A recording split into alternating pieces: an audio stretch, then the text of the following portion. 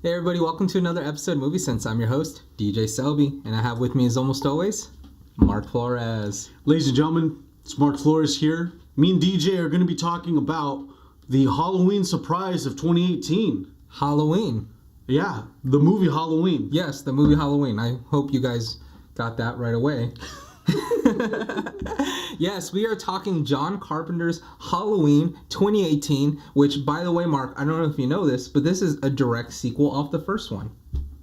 I heard that they actually cut the timeline out to the first one to this one. Well, according to the Halloween Cinematic Universe, they actually took a hop into the quantum realm, able to evade all those previous films and skip 40 years forward. So Busta Rhymes is no longer in this timeline. Busta Rhymes, who? Nice. I like how you did that. Anyway, so we are talking Halloween. I am very excited because I have seen this flick. I loved it. We are in the month of October. You want to get into that Halloween spirit, you got to see this movie. So tell me, DJ, what did you like about this movie the most?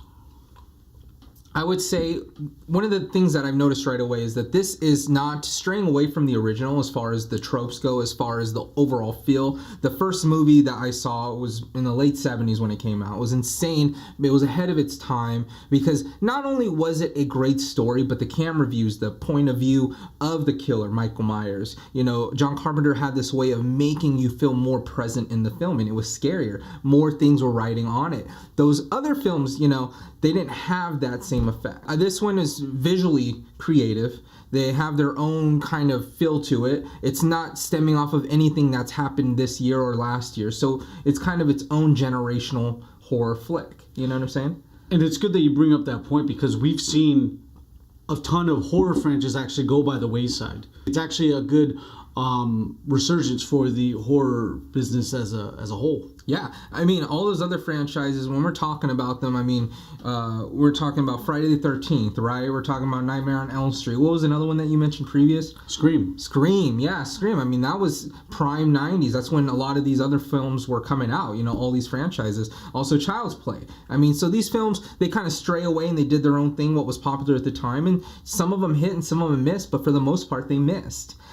This film itself, I mean, it's no exception. It had a lot of previous movies that did not hit the mark, that were more so goofy than scary, and also kind of gave you that jump scare, but for a second, and that was it. There was no depth to it. There was no meat to the bone. We have, you know, a brilliant writer, Danny McBride, which a lot of people know from a comedic fame. He's been in a lot of comedies with the Coen brothers. I mean, this guy is overall comedic actor, but he's a brilliant writer, and he wrote in this movie. He co-wrote this movie. Basically, the writers decided we need to do a legitimate sequel to the first Halloween movie. So they decided to just etch out, pretend those other ones never existed, which is fine by me.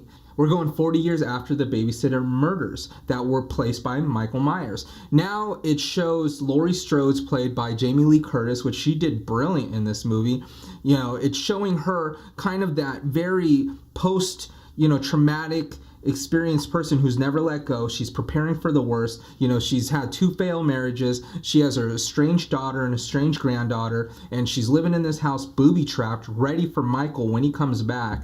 I mean, the sense of realism in this film adds to it and kind of creates more of a depth of what this horror movie should be about. And it has more things that are riding on it because, of course, her estranged daughter's in this movie, and, of course, the granddaughter's in this movie. So you're going to get to see, are they going to be the victims too? Maybe, maybe not. Who knows? I'm not going to say because this is non-spoiler. So, DJ, is this film to you, is it Scream-worthy? Oh, hands down, this is a slasher film. So, of course, you're going to have the jump scares. Of course, you're going to have those moments of fright. Are they going to get stabbed? Are they going to get murdered? Is Michael going to kill them all? You don't know. And that is what makes it Scream-worthy. Absolutely. I mean, this movie is elevated past all those previous sequels. So you're going to get a great story, but you're also going to get a lot of jump scares. You're going to get plenty of Michael Myers, and you're going to get plenty of the slashing technique of variety. Some people die that you wouldn't expect them to die so soon. That's kind of exciting. DJ, did this film to you warrant a sequel? Do you think a sequel is going to be on the horizon with Halloween? So, I mean, here's the thing with these kind of movies. I'm very excited when I see a great film like this, especially a horror movie, because we all know how hard it is to accomplish a very successful horror movie. One of my biggest fears when I see a movie I truly enjoyed is, are they going to try a sequel? Are they going to do the cash grab technique? We're not going to have the same cast, maybe. We're not going to have the same director, same writers. I don't know. And then it makes that sequel awful.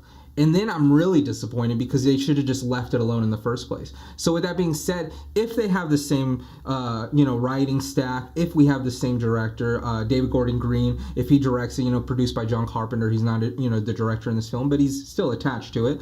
If we have all these same brilliant minds working on the sequel, then yeah, let's do it. Let's go for it. But is there one on the horizon? I don't know, and I'm hoping that, I don't know.